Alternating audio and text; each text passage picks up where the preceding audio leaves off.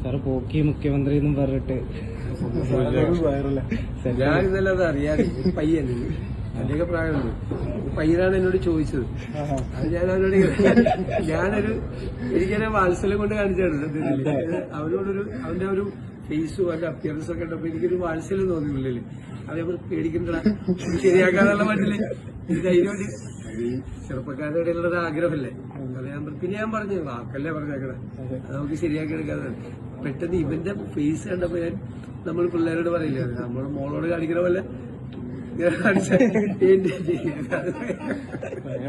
അതെത്താത്ത സ്ഥലമില്ല. ഒരായിരക്കണക്കിന് റീല്. ഞാൻ ഇന്നലെ അതേക്കും മോളെ എന്നെ കൊടുത്ത് കാണിച്ചിട്ടുണ്ട്.